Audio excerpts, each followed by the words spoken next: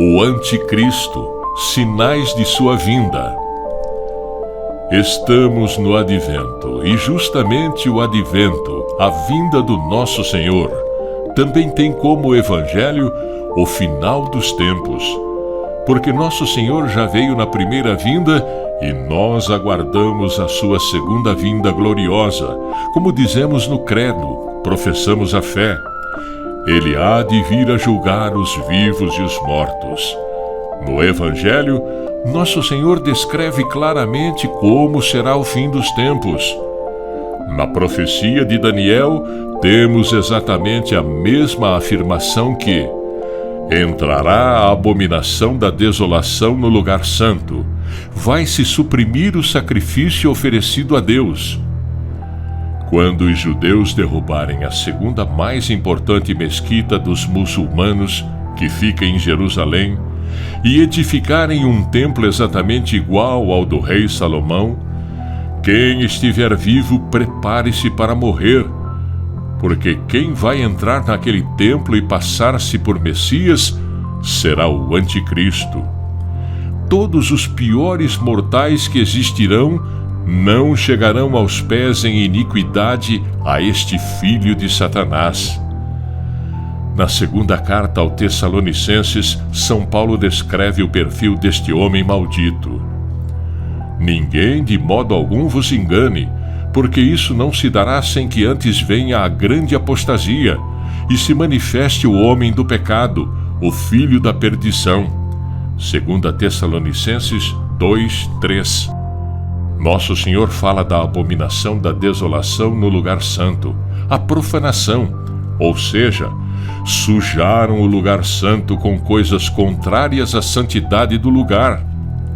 A fé precede a apostasia. Ninguém pode perder o que não tem. Perder a fé é apostatar. São Paulo descreve o anticristo dizendo: o homem do pecado, o filho da perdição. E São Tomás de Aquino diz que foi chamado de o homem do pecado, justamente porque não houve até hoje, e não haverá até Jesus voltar, um ser tão cruel quanto este, o qual se opõe e se levanta contra tudo o que se chama Deus ou se adora, de sorte que se assentará como Deus, no templo de Deus, querendo parecer Deus. 2 Tessalonicenses 2:4.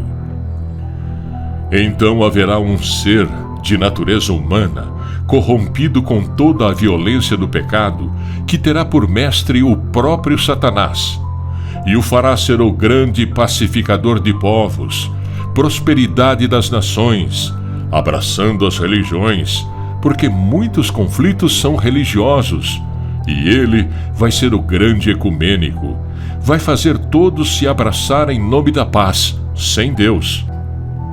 Este homem vai ser o substituto de Deus. Ele vai se fazer adorar, vai vender a sua fama e os seus benefícios, em nome de tudo o que o ser humano sem Deus quer, como saúde, emprego e bom salário, prosperidade dos povos, as dívidas externas todas resolvidas. Política não vai ter direita nem esquerda. Ele vai resolver tudo, humanamente falando. E os povos que se vendem pelos seus interesses vão curvar-se diante de um homem tão pacificador.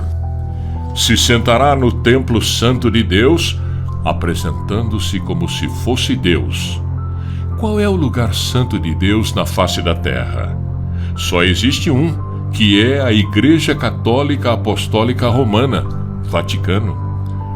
Quando vir desestabelecida no lugar santo a abominação da desolação, que foi predita pelo profeta Daniel, o leitor entenda bem. São Mateus 24:15.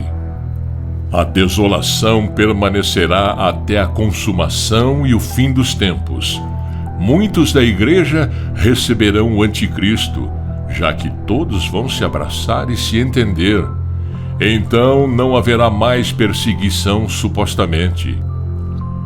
Este homem vai fazer com que cristãos e muçulmanos possam até apertar as mãos sem correr sangue. Então muitos eclesiásticos, homens da igreja, também aceitarão o anticristo. Você pode dizer, mas isso vai demorar alguns séculos. Nunca, jamais se ouviu um concílio e pós-concílio que fosse feito por eclesiásticos, inclusive com um papa, e adulterasse substancialmente, absolutamente o evangelho, o magistério anterior a eles, os sacramentos, a missa que é o sacrifício, inclusive os sacramentais, a piedade como a via sacra e o rosário, tudo adulterado. Então nós vemos que o final dos tempos está muito próximo. O anticristo terá participação direta ou indireta na hierarquia da Igreja Católica, em cuja corrupção da doutrina terá papel ativo, porque o anticristo se sentará no templo santo de Deus e se fará passar por Deus, e adorado no lugar como se fosse Deus. O homem não quer adorar o Cristo que ressuscitou e que hoje reina, e para as mentes incrédulas, ele foi um homem que viveu em Jerusalém, e nos casos mais maliciosos, ele é uma mitologia. Não querem acreditar em Nosso Senhor. O inimigo se infiltrou na igreja, no Concílio Vaticano II. Plano dele consiste em tirar o sentido sagrado da Santa Missa, de ser renovação incruenta do sacrifício da cruz, e deixar reduzida a nada mais que um banquete de confraternização. Vemos que na maioria das igrejas o modernismo se estabeleceu e fez os padres e bispos retirarem os genuflexórios para os fiéis não dobrarem os joelhos a Jesus.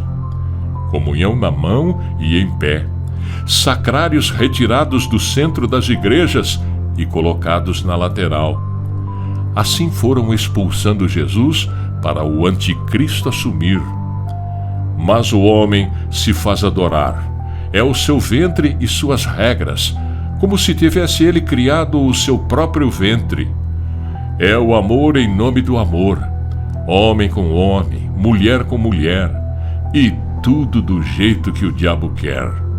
E assim, nós vemos o homem ser o seu supremo legislador.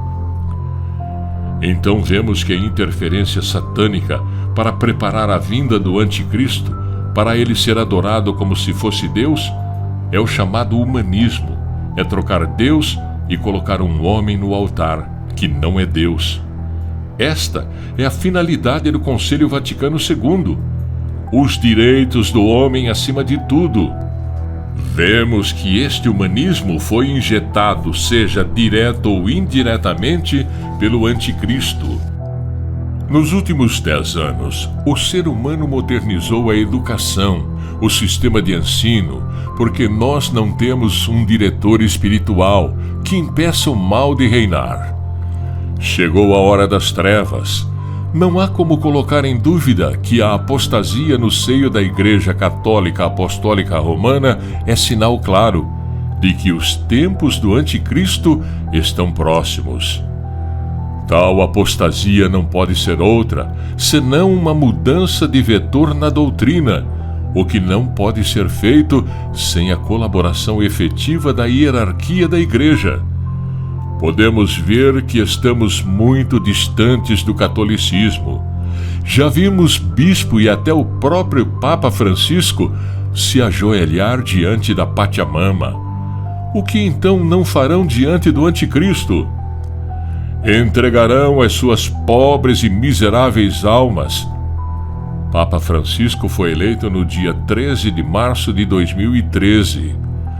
A Bíblia no Apocalipse 13, 6, 7 diz: Abriu, pois, a boca em blasfêmias contra Deus, para blasfemar o seu nome, o seu tabernáculo e os habitantes do céu.